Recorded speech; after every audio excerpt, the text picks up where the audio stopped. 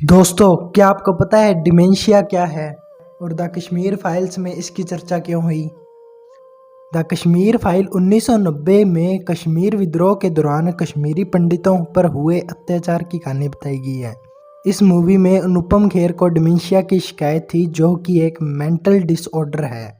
11 मार्च को रिलीज हुई film the Kashmir files में कश्मीरी पंडितों पर हुए जुल्म के बारे में दिखाया गया है। इस फिल्म में हर करैक्टर ने बखूबी अपने रोल को निभाया है। अनुपम खेर ने फिल्म में पुष्कर नाथ पंडित का रोल निभाया है, जो कि एक रिटायर्ड टीचर थे जो श्रीनगर में अपने बेटे, बहू और 2 पोतों के साथ रहते थे। उनका पोता कृष्ण मूवी के आखिर में बताता है कि उनके दादा यानी पुष्कर नाथ पंडित को डिमेंशिया था। डिमेंशिया एक तरह का मेंटल डिसऑर्डर है जिसकी दुनिया में काफ़ी सारे लोगों को शिकायत है। डिमेंशिया इंसान की दिमागी क्षमता को काफ़ी हद तक प्रभावित करता है।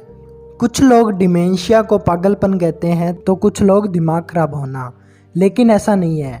डिमेंशिया इन सबसे अलग मेंटल डिसऑर्डर है जो खुद एक बीमारी नहीं है, बल्कि यह कुछ मेंटल डिसऑर्डर जैसे डिप्रेशन, स्ट्रेस, टेंशन, अल्जाइमर आदि के बाद की स्थिति होती है। आम भाषा में कहें तो डिमेंशिया में इंसान के सोचने समझने की क्षमता कमज़ोर हो जाती है। डिमेंशिया उन कोशिकाओं को नुकसान पहुंचाता है जो पूरे दिमाग और शरीर के कई महत्वपूर्ण कार्य करता है। डिमेंशिया के कारण इंसान के दिमाग और शरीर को काफ़ी नुकसान पहुंचा सकता है। उम्र बढ़ने के साथ साथ डिमेंशिया की संभावना बढ़ती जाती है। डिमेंशिया कोई बीमारी नहीं है, बल्कि एक मानसिक विकार है। कुछ रिपोर्ट्स बताती हैं कि 65 साल से अधिक उम्र के लोगों में 10 में से 1 को डिमेंशिया की शिकायत होती है। अगर कम उम्र में डिमेंशिया के लक्षण दिखाई देते हैं तो यह अल्जाइमर की शुरुआत हो सकती है। डिमेंशिया से पीड़ित लोग कुछ इस प्रकार की घटना करते हैं। एक ही बात को दोहराते रहते हैं, किसी बात को समझते नहीं हैं, पुरानी बातों को याद करते रहते हैं, सोचने समझने की क्षमता भी कमज़ोर हो जाती है, हर समय कुछ ना कुछ बोलते रहते हैं, बहकी बहकी बातें करते हैं, किसी के न होने पर अपने आप से बात करते हैं।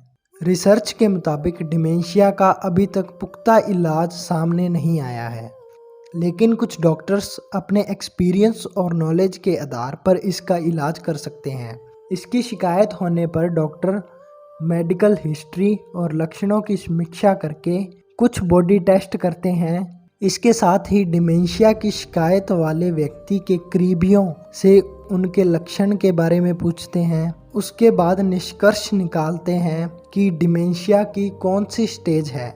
कोई भी सिंगल टेस्ट डिमेंशिया को आइडेंटिफाई नहीं कर सकता। इसके लिए डॉक्टर द्वारा अलग अलग तरीके से टेस्ट किए जाते हैं। लेकिन हाँ, डिमेंशिया कुछ दिमागी विकारों की अगली स्टेज है। अगर उन दिमागी विकारों जैसे अल्जाइमर, डिप्रेशन, स्ट्रेस आदि पहले से ही ध्यान दिया जाए और डॉक्टर से मिला जाए तो डिमेंशिया के चांस कम हो सकते हैं। लेकिन किसी भी तरह की दिमागी समस्या का अनुभव होने पर इसे छिपाएं नहीं, बल्कि एक्सपर्ट को बताएं। धन्यवाद। आपको यह जानकारी कैसी लगी कमेंट करके ज़रूर बताएं। मिलते हैं अगली वीडियो में।